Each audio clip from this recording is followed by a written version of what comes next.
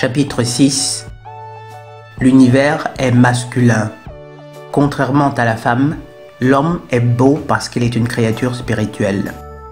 Ce qui veut dire que l'homme est un être curieux. Il veut connaître le monde qui l'entoure et savoir comment il fonctionne. L'homme est un être pensant. Il tire les conséquences des phénomènes qu'il constate. L'homme est un être créateur. À partir des connaissances dont il dispose, il invente du nouveau. L'homme est un être sensible. Sur une échelle de sensations d'une ampleur, d'une pluridimensionnalité extraordinaire, l'homme non seulement enregistre les impressions les plus diverses et les plus délicates, mais il découvre et crée de nouvelles valeurs sentimentales que ces descriptions rendent accessibles à tous, ou qu'il reproduit de façon artistique dans les exemples qu'il imagine. De toutes ces qualités, la curiosité est certainement la plus marquée. Curiosité si différente de celle de la femme qu'il est indispensable de s'y arrêter. La femme s'intéresse principalement aux choses dont elle peut immédiatement tirer profit. Si par exemple, elle lit dans un journal un article politique, c'est plus vraisemblablement pour jouer son rôle de Circé près d'un étudiant des sciences politiques que pour s'occuper des Chinois, des Israéliens ou des Africains du Sud. Si elle cherche dans le dictionnaire le nom d'un philosophe grec, cela ne signifie pas qu'elle éprouve un amour subit pour la philosophie, mais que ce nom lui manque pour résoudre un problème de mots croisés. La voyez-vous étudier le catalogue d'une marque d'automobile? Ce n'est jamais par passion pour les progrès de la technique. Elle veut une voiture, simplement.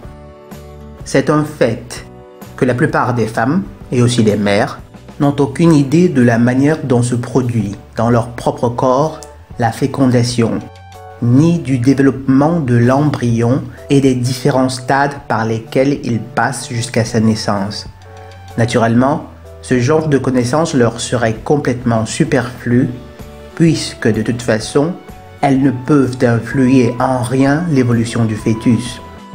Ce qui leur importe, c'est de savoir que la gestation dure 9 mois, qu'on doit leur épargner entre-temps toute peine, et que s'il y a complication, il faut qu'elle aille aussitôt voir un médecin lequel, naturellement, remet tout en ordre. La curiosité de l'homme est d'un tout autre genre. Elle se suffit à elle-même. Elle n'a pas besoin d'être immédiatement utile, tout en étant bien plus profitable que celle de la femme. Il suffit pour s'en rendre compte de se trouver une fois sur un chantier où l'on va utiliser un nouvel outil, disons une nouvelle excavatrice. Il n'est guère de passant homme, quelle que soit sa classe sociale, qui n'accorde pas au moins un long regard intéressé à l'engin. Et beaucoup s'arrêtent, contemplent, discutent des qualités de cette machine inconnue, de son rendement, des avantages qu'elle offre par rapport à celles qui l'ont précédée. Jamais il ne viendra à l'idée d'une femme de s'arrêter dans un cas semblable, à moins que l'attroupement soit tel qu'elle imagine l'événement sensationnel. Ouvrier réduit en bouillie par un bulldozer. Événement qu'il ne faut surtout pas manquer. Dès qu'elle sait de quoi il s'agit, elle tourne les talons. La curiosité de l'homme est universelle. Tout, en principe, l'intéresse. Politique, botanique, technique atomique, Dieu sait quoi encore. Il se penche même sur des choses qui ne sont pas de son ressort. La conservation des fruits, la préparation d'une pâte à pâtisserie, les soins des nourrissons. Un homme ne pourrait jamais porter en lui un bébé pendant 9 mois sans se renseigner complètement sur la fonction du placenta ou de ses ovaires. L'homme ne se contente pas d'observer ce qui se passe autour de lui et dans le monde, il l'interprète.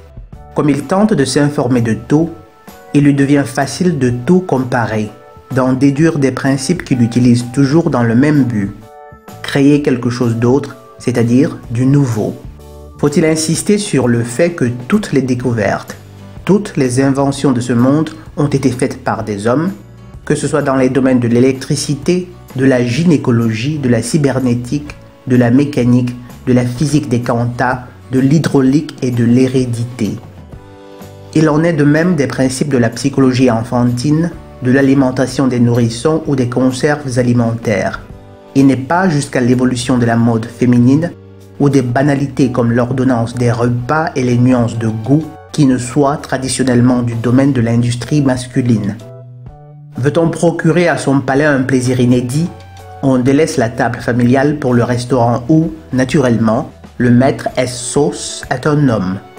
Même si les femmes voulaient faire du nouveau en cuisine, leur goût est si limité, si usé par la préparation quotidienne de mets dépourvus de toute imagination, qu'elles en seraient incapables.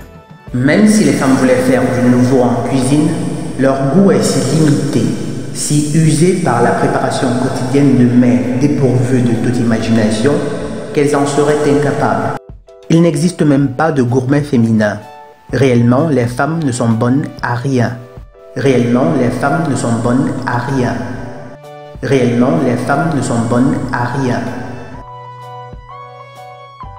Et pourtant, l'homme qui réunit en lui toutes les conditions préalables pour jouir d'une vie riche, libre, digne d'un être humain, y renonce pour mener au contraire l'existence d'un esclave.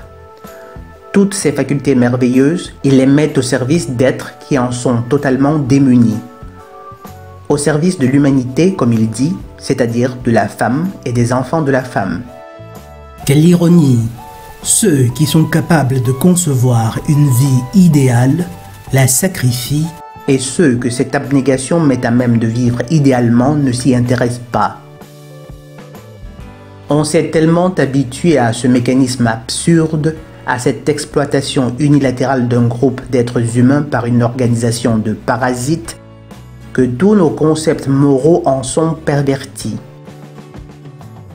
Il nous est devenu si naturel de voir dans le sexe masculin le Sisyphe qui ne vient au monde que pour apprendre, travailler, élever des enfants, afin que ces enfants eux-mêmes apprennent, travaillent et élèvent d'autres enfants, que nous n'arrivons plus à nous représenter ce qu'autrement l'homme serait et devrait être. Un homme jeune qui fonde une famille et sacrifie ensuite le reste de sa vie, plongé dans des activités abrutissantes à nourrir sa femme et ses enfants, est à ce qu'on affirme un homme honorable. L'homme qui ne se lie pas, n'élève pas d'enfants, vit ici et là, fait tantôt ceci, tantôt cela pour se nourrir lui et lui seul et parce que ça l'intéresse, et qui, lorsqu'il rencontre une femme, se comporte envers elle en être libre et non en esclave, est, d'après notre société, méprisable et à rejeter. Rien n'est plus déprimant que de voir à quel point les hommes, jour après jour, trahissent tout ce pourquoi ils sont nés. Au lieu d'employer leur intelligence, leur force et leur merveilleuse énergie à découvrir des mondes dont nul n'ose encore rêver, à explorer des sentiments dont nous ne soupçonnons pas encore la présence, alors qu'ils pourraient remplir leur vie d'une richesse infinie qui la rendrait enfin digne d'être vécue, cette vie qui n'est qu'à eux et que les femmes ne comprennent pas, n'est-il pas atroce de les voir renoncer à toutes ces possibilités extraordinaires pour s'obliger, de corps et d'esprit, à suivre l'ornière des besoins primitifs répugnants de la femme, alors qu'il tient haut dans sa main la clé de toutes les énigmes de l'univers, l'homme s'abaisse de son plein gré au niveau de la femme pour accorder son jugement au sien. Il met au service de la conservation et de l'amélioration de ce qui est déjà un esprit, une force et une imagination destinés à réaliser tout ce qui devrait être. Et quand il lui arrive de découvrir ce qui n'existe pas encore, il lui faut invoquer l'alibi que toute l'humanité, il veut dire la femme en fait, en tirera tôt ou tard profit. Il s'excuse donc de ses prouesses, s'excuse de conquérir l'espace et de s'envoler jusqu'à la lune, au lieu de procurer un peu plus de confort physique à la femme et à ses enfants. Lors d'une nouvelle découverte, son effort le plus pénible est toujours de la traduire en langage féminin. Par exemple, dans le caquet infantile ou les chuchotements d'amour sirupeux des réclames télévisées, pour convaincre doucement la femme qu'elle peut se servir en toute tranquillité de la nouvelle acquisition. En effet, comme elle manque évidemment d'imagination, la femme ne ressent jamais le besoin a priori d'une découverte. Autrement, il y a longtemps qu'il lui serait arrivé, au moins une fois, d'inventer quelque chose. Nous avons tellement pris l'habitude de voir les hommes faire tout ce qu'ils font par rapport à la femme que nous ne pensons pas qu'il puisse en être autrement. Par exemple, les compositeurs pourraient composer autre chose que des chansons d'amour, d'asservissement en réalité. Les écrivains s'intéressaient non plus aux romans et aux poésies d'amour, encore d'asservissement, mais à l'art.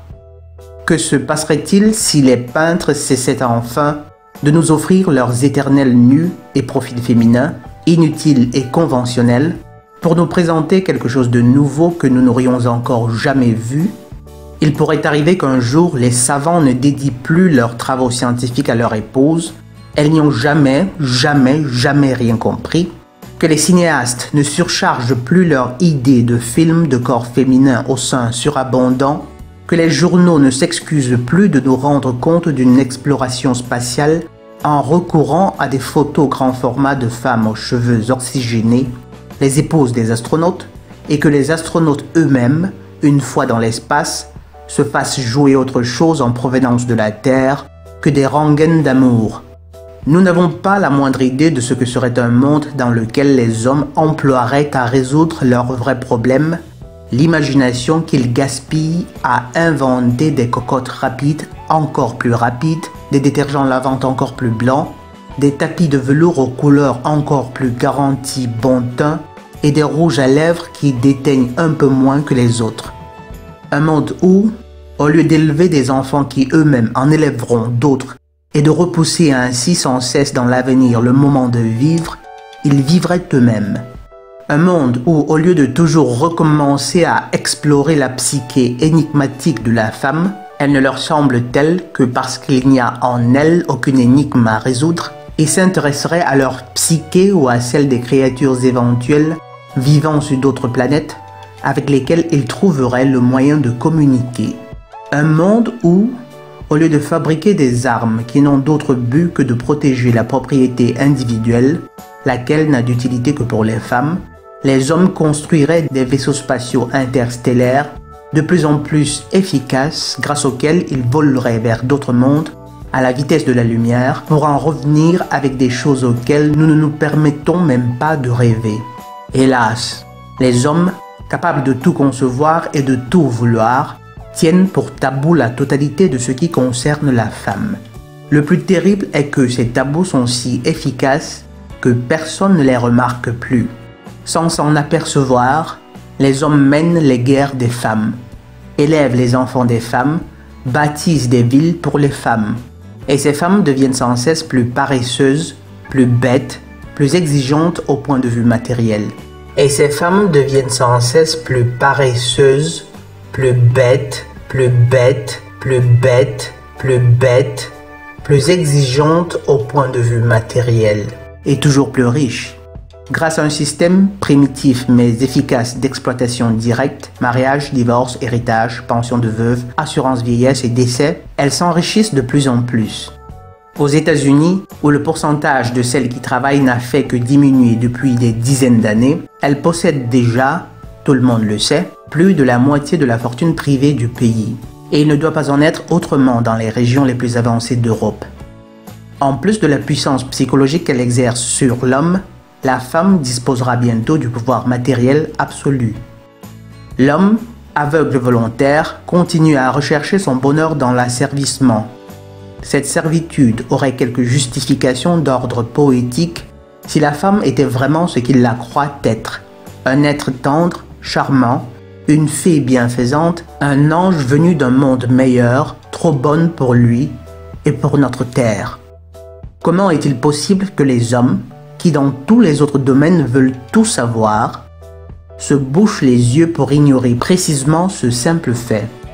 Comment ne remarque-t-il pas qu'en dehors d'un vagin, de deux seins et d'une paire de cartes perforées qui débitent toujours la même série d'insanités stéréotypées, il n'y a rien, absolument rien dans une femme? Comment ne remarque-t-il pas, c'est-à-dire les hommes, qu'en dehors d'un vagin, de deux seins et d'une paire de cartes perforées qui débitent toujours la même série d'insanités stéréotypées, il n'y a rien, absolument rien dans une femme? Comment ne remarque-t-il pas, c'est-à-dire les hommes, qu'en dehors d'un vagin, de 2 seins et d'une paire de cartes perforées qui débitent toujours la même série d'insanités stéréotypées, il n'y a rien, absolument rien dans une femme. Qu'elle ne se compose que de matière, qu'elle naît sous de la peau humaine, qu'un rembourrage qui se donne pour un être pensant, comment les hommes ne le comprennent-ils pas? Si les hommes, une fois seulement, s'arrêtaient de produire aveuglément pour réfléchir, ils démasqueraient en un tour de main les femmes avec leurs colliers au cou, leurs petites blouses gaufrées et leurs sandalettes dorées, et il leur suffirait de se servir de l'intelligence, de l'imagination et de l'esprit de suite qui sont les leurs pour réaliser en quelques jours l'instrument, la machine humanoïde qui remplacerait avantageusement un être qui manque à jamais de toute originalité extérieure et intérieure. Mais pourquoi les hommes craignent-ils donc tellement la vérité ?